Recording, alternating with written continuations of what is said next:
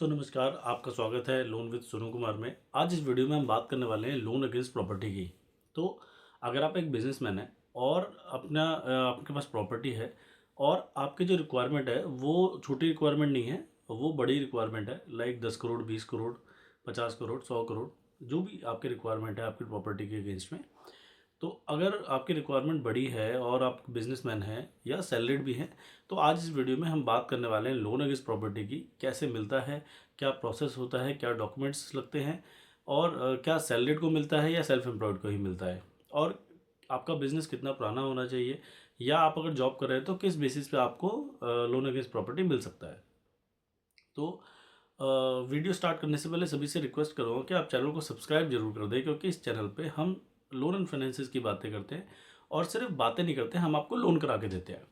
तो video start करते हैं। सबसे पहले ये समझते हैं कि लोन अगेंस्ट प्रॉपर्टी होता क्या है। तो लोन अगेंस्ट प्रॉपर्टी, जैसा कि उसका नाम में ही उसका मीनिंग छुपा हुआ है कि लोन अगेंस्ट प्रॉपर्टी, प्रॉपर्टी के अगेंस्ट में लोन है। जो आपकी प्रॉपर्टी है, जो घर, दुकान, मकान, कोई वेयर हाउस, कोई ऐसी चीज़ जो कि आपकी प्रॉपर्टी है, वो बैंक के पास गिरवी रखी जाएगी। अब इसका मतलब क्या होता है कि जब मान लीजिए आपके पास अपना घर है, आपके घर की वैल्यू 10 करोड़, 20 करोड़, जो भी वैल्यू है, उसको एक वैल्यूशन लगाई जाएगी बैंक के हिसाब से। और बैंक क्या करेगा, उस वैल्यूशन का कुछ 70, 80, 90, 95, 100, 105% तक आपको लोन प्रोवाइड करता है। और उसके अगेंस्ट में आपकी जो प्रॉपर्टी है, प्रॉपर्टी को जो प्रॉपर्टी के पेपर्स हैं, प्रॉपर्टी के पेपर्स बैंक के पास रखे जाते हैं, गिरवी रखे जाते हैं, जिसके अगेंस्ट में आपको लोन मिलता है। अब सबसे पहले इसमें पॉइंट ये आता है कि मान लीजिए आपने अपनी प्रॉपर्टी बैंक के पास गिरवी रख दी, तो क्या तो सबसे पहला क्वेश्चन ये आता है कि क्या जो प्रॉपर्टी मैंने बैंक के पास मॉर्गेज रखी है, जो प्रॉपर्टी डॉक्यूमेंट्स मेरे बैंक के पास मॉर्गेज रखे हैं, क्या वो जो डॉक्यूमेंट्स है वो क्या बैंक सेल कर देगा? तो ऐसा बिल्कुल भी नहीं है। बैंक का काम है आपको लोन देने का, और बैंक का काम सिर्फ लोन देने का ही होता है। बैंक कभी भी प्रॉपर्टी में डील नहीं करता। तो बैंक क्या करता है, बैंक जो भी आपकी प्रॉपर्टी है, जो भी मान लीजिए आपकी प्रॉपर्टी, मान लीजिए आप दिल्ली में रहने वाले हैं और दिल्ली में आपकी ग्रेटर कैलाश की कोई प्रॉपर्टी है, और ग्रेटर कैलाश की जो एक एवरेज वैल्यू है 10, 12, 20 करोड़ रुपए की वैल्यू है। अब इस 10, 12, 20 करोड़ के अगेंस्ट में आपको बैंक ने आपको 10 करोड़ रुपए दे दिए। तो आपका एक 10 साल, 15 साल, 20 साल के लिए एक फिक्स ईएमआई बन गई। आप 10 करोड़ रुपए यूज़ करो और बैंक को पर मंथ ईएमआई देते रहो।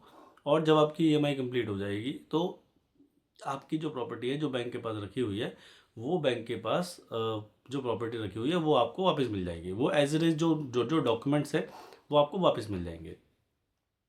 तो ये छोटा सा प्रोसेस होता है लोन अगेंस्ट प्रॉपर्टी का। तो अब ये समझते हैं कि ये मतलब किस प्रोफाइल के लोगों को मिलता है, कि या तो आप जॉब करते हो या सैलरीड हो या आप अपना बिजनेस है। तो मोस्ट प्रोबेबली ये जो लोन अगेंस्ट प्रॉपर्टी है, वैसे तो दोनों को ही मिल जाता है, सैलरीड को ही मिल जाता है, सेल्फ एम्प्लॉयड को ही मिल जाता है। बट अगर हम बोले सिर्फ और सिर्फ प्रॉपर्टी के बेस पे लोन मिलता है, तो ऐसा बिल्कुल भी नहीं है। इसमें जो लोन मिलता है वो जो आपके फाइनेंशियल्स हैं, फाइनेंशियल्स, और या अब जो इनकम है, इनकम को देख के मिलता है। अब मान लीजिए आपकी जो प्रॉपर्टी की वैल्यू है वो 10 करोड़ रुपए है, और 10 करोड़ के अगेंस्ट में बैंक आपको 60% मान लीजिए 6 करोड़ रुपए का लोन आपको सेंक्शन करता है। बट आपकी जो रिपेमेंट कैपेसिटी है, आपकी जो इनकम है, आपके इनकम के अकॉर्डिंग आप सिर्फ 2 करोड़ रुपए ही रिपे कर सकते हो। तो बैंक आपको 2 करोड़ रुपए ही देगा, क्योंकि बैंक को पता है कि हमारा जो बिजनेस है या हमारा जो काम है, हमारा काम प्रॉपर्टी लेने का नहीं। तो जो हमारा काम है, हमारा काम प्रॉपर्टी लेने का नहीं है, प्रॉपर्टी मॉर्गेज करने का नहीं है, हमारा काम है लोन देने का। और हम उसके अगेंस्ट में इंटरेस्ट चार्ज करते हैं। तो बैंक का जो इनकम है वो इंटरेस्ट से इनकम है, ना कि प्रॉपर्टी से। तो बैंक आपको सिर्फ 2 करोड़ रुपए लोन देगा। अब इसको एज अ सैलरीड समझते हैं। मान लीजिए आपकी सैलरीड, आपकी जो प्रॉपर्टी है, आपकी मतलब पेरेंटल प्रॉपर्टी है, और पेरेंटल प्रॉपर्टी की वैल्यू है वो 10, 20 करोड़ रुपए है, या 10 करोड़ रुपए है, 15 करोड़ रुपए है। बट आपकी जो सैलरी है, वो जो सैलरी है, उस सैलरी की जो इनकम है, जो मान लीजिए आपकी जो इनकम है, वो इनकम सपोर्ट करती है आपके 4 करोड़ रुपए के लिए। तो आपको जो लोन मिलेगा वो 4 करोड़ के हिसाब से ही मिलेगा। बट आपको 10 करोड़ रुपए लोन नहीं मिलेगा, क्योंकि आपकी जो इनकम है, इनकम सिर्फ 4 करोड़ तक सपोर्ट करती है। तो अब मान लीजिए, अब मैं अब हम बात करते हैं कि लिस्ट ऑफ डॉक्यूमेंट्स कौन कौन से लगते हैं अगर आप सैलरीड है या सेल्फ एम्प्लॉयड है। तो पहले बात कर लेते हैं सैलरीड पे। तो सैलरीड पे इतने ज़्यादा डॉक्यूमेंट्स की रिक्वायरमेंट नहीं होती है। पैन, आधार, अपना 3 महीने की सैलरी स्लिप, 1 साल की बैंक स्टेटमेंट, और कोई लोन चल रहा है तो उनके ट्रैक, ये कुछ बहुत कम बेसिक डॉक्यूमेंट चाहिए होते हैं सैलरीड में। अगर हम बात करें सेल्फ एम्प्लॉयड में, तो सेल्फ एम्प्लॉयड में की डॉक्यूमेंट्स की बात करते हैं, तो सेल्फ एम्प्लॉयड में आपका पैन, आधार, जीएसटी सर्टिफिकेट, जो भी आप बिज़नेस कर रहे हैं वो आपने रजिस्टर करवाना होना चाहिए, उसका जीएसटी सर्टिफिकेट, लास्ट 2 साल के फाइनेंशियल्स आपके ऑडिट रिपोर्ट के साथ, आईटीआर, सीओआई ऑडिट रिपोर्ट हो गया, balance sheet, profit and loss, 2 साल के फाइनेंशियल्स हो गए पूरे, 1 साल की बैंक स्टेटमेंट हो गई, एक फ़ोटो, ओनरशिप प्रूफ घर का, और प्रॉपर्टी डॉक्यूमेंट्स। अब इसके साथ क्या होता है कि एक लॉगिन पे चेक भी लगता है। लॉगिन पे चेक का मतलब जो लॉगिन फीस बोल लीजिए इसको, हर बैंक का एक लॉगिन फीस है। लॉगिन फीस का मतलब क्या होता है कि मान लीजिए आपने बैंक के पास लोन अप्लाई करा, लोन अगेंस्ट प्रॉपर्टी। अब बैंक को कैसे पता चलेगा कि जो ये प्रॉपर्टी है ये सही है? तो बैंक क्या करता है, कुछ फीस चार्ज करता है जिससे कि बैंक उस प्रॉपर्टी की रजिस्ट्री को चेक करवा सके। जैसे लोकल अथॉरिटी, जैसे दिल्ली में है डीडीए, और बहुत सारी अथॉरिटीज़ हैं जैसे डीडीए हो गई, तो इसमें जाके चेक करवा सके कि भाई आपकी जो प्रॉपर्टी है वो सही है, गलत है, जो इलीगल है, तो ये सारी चीज़ें जाके चेक करवा सके। तो इसकी बहुत सारे बैंकों में अलग अलग फ़ीस है, अलग अलग तरीके से वो लेते हैं, तो ये बैंक टू बैंक डिपेंड करता है। बट जब आप हमें कॉल करेंगे तो हम आपको पूरा गाइड करेंगे भाई किस बैंक में कितनी फ़ीस है, और हम आपकी फ़ाइल उसी बैंक में लगाते हैं जहाँ पे आपका जो अप्रूवल होने के चांसेस है वो सबसे ज़्यादा है।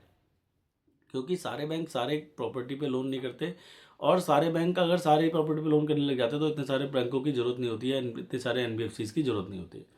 तो एक बेसिक डॉक्यूमेंट्स है, पैन, आधार, जीएसटी सर्टिफिकेट, अपनी केवाईसी हो गई, अपनी कंपनी की केवाईसी हो गई, प्रॉपर्टी डॉक्यूमेंट्स हो गए, 2 साल के फाइनेंशियल्स हो गए, 1 साल की बैंक स्टेटमेंट हो गई। ये कुछ बेसिक डॉक्यूमेंट्स हैं अगर आपको लोन अगेंस्ट प्रॉपर्टी लेना है तो। अब लोन अगेंस्ट प्रॉपर्टी में एक पॉइंट और आता है कि मान लीजिए आपका ऑलरेडी एक लोन अगेंस्ट प्रॉपर्टी चल रहा है, मान लीजिए 2 करोड़ 3 करोड़ का ऑलरेडी एक चल रहा है, और जिस बैंक ने आपको लोन दे रखा है वो अपना एक्सपोजर नहीं बढ़ा रहा है। मान लीजिए क्योंकि प्रॉपर्टी की वैल्यू तो हर साल हर महीने बढ़ती रहती है, बट जिस बैंक ने आपको लोन दे रखा है वो प्रॉपर्टी, मान लीजिए आपसे 4 साल पहले बैंक ने आपको 2 करोड़ रुपए दिए, आज की डेट की वैल्यू जो है वो बढ़ गई है, 2 करोड़, 4 करोड़, 5 करोड़ बढ़ गई है। तो आज की डेट की अगर हम बात करें तो आपकी प्रॉपर्टी पे ज़्यादा लोन मिल सकता है। तो ऐसे केसेस में क्या होता है कि हम आपका केसेस को बीटी करा सकते हैं। बीटी का मतलब, मान लीजिए आपका लोन जो चल रहा है वो एचडीएफसी से चल रहा है, और आपके जो प्रॉपर्टी की वैल्यू वो बढ़ गई है, तो हम आपका बीटी एक्सिस में करा सकते हैं। भाई एक्सिस वाले आपको ज़्यादा एक्सपोजर दे देंगे उस प्रॉपर्टी पे। तो ऐसा भी पॉसिबल है कि अगर मान लीजिए आपका कोई लोन चल रहा है, आपकी कोई ऑलरेडी एक लोन अगेंस्ट प्रॉपर्टी चल रहा है, और उस पर जो आपका एक्सपोजर है वो और मतलब कम है, तो उस एक्सपोजर को हम बढ़ा सकते हैं किसी और बैंक में बीटी करके। ये भी एक पॉसिबिलिटी है।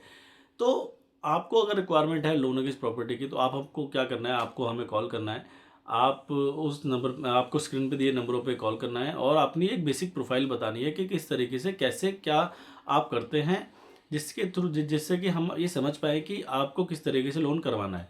हमारा काम बेसिकली आपको लोन कराने का ही है। आप पहले आपकी फ़ाइल को स्टडी करते हैं, पहले रिसर्च करते हैं कि भाई क्या दिक्कत है, क्या दिक्कत नहीं है, और ऐसा कोई लूप होल तो नहीं है जो कि बैंक पूछ सकता है कि जिसकी वजह से फ़ाइल रिजेक्ट हो सकती है। तो उसके लिए पहले ही हम आपको बता देते हैं कि भाई ये चीज़ें आपको इस तरीके से बोलनी है। और दूसरी चीज़, मान लीजिए जैसे बैंक है, क्या अब मतलब ऐसा नहीं होता कि बैंक सिर्फ आपको सिर्फ आपने प्रॉपर्टी दी और लोन हो गया, ऐसा नहीं होता है। तो बैंक आपको 3 चीज़ें देख के लोन देता है, एक आपका सिबिल, आपका टर्नओवर, एक आपकी बैंक स्टेटमेंट। तो ये 3 चीज़ें, तो बैंक आपको ये 3 चीज़ें देख के लोन देता है, जिसमें कि एक सिबिल है। सिबिल का मतलब जो आपने लोन लिए वो आपने कैसे चलाया आज तक, वो आपने सही चलाया, ख़राब चलाया, क्या चलाया उसमें। अगर आपका सिबिल 750 से अब है, इसका मतलब आपने सही लोन चलाए। अगर आपके जो सिबिल है वो 700 से 750 के बीच में, मतलब कहीं ना कहीं थोड़ी बहुत दिक्कत है। और अगर आपका सिबिल 700 से भी कम है तो इसका मतलब कि आपके किसी लोन में एक दिक्कत है, आपको उसको रेक्टिफाई करवाना है। अब बात करते हैं कि आपके टर्नओवर पे। तो टर्नओवर का मतलब सिंपल सा ये है कि आपकी जो जीएसटी 3B पे टर्नओवर है वही टर्नओवर मानी जाएगी, आपकी पक्के की टर्नओवर। कच्चे की टर्नओवर कभी भी आपकी टर्नओवर नहीं मानी जाएगी। आप कैश में कुछ भी डील करो, वो कैश की इनकम कहीं भी काउंट नहीं होती, ना गवर्नमेंट के लिए ना बैंक के लिए। तो आपके जो जीएसटी 3B पे जो टर्नओवर है वही पक्के की टर्नओवर मानी जाएगी। तीसरा, आपकी बैंक स्टेटमेंट। तो बैंक स्टेटमेंट का सिंपल सा मतलब है कि आपके अकाउंट में आपके टर्नओवर का कितना % आपके अकाउंट में आ रहा है। अब बैंक ये मानता है कि आपकी अगर 100 रुपये की सेल है, तो 100 रुपये की सेल के अगेंस्ट में आपके अकाउंट में 80% तक आना चाहिए, मतलब 80 रुपये आपके अकाउंट में आने चाहिए।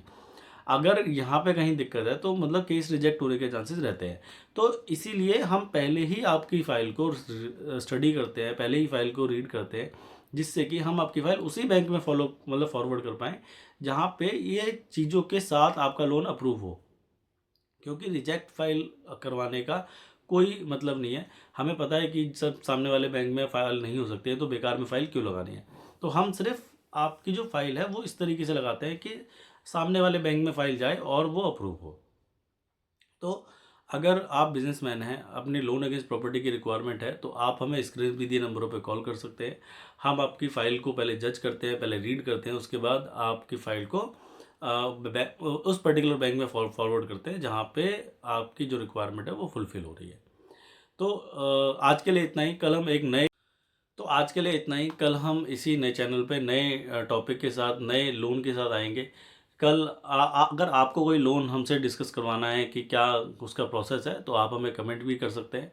कल हम सोच रहे हैं कि क्या पता हम होम लोन के बारे में बात करें, या ओडी के बारे में बात करें, या बिजनेस लोन के बारे में बात करें। तो आप अगर किसी लोन के बारे में बात करना चाहते हैं तो हमें कमेंट करके बताइएगा। तब तक के लिए बहुत बहुत धन्यवाद।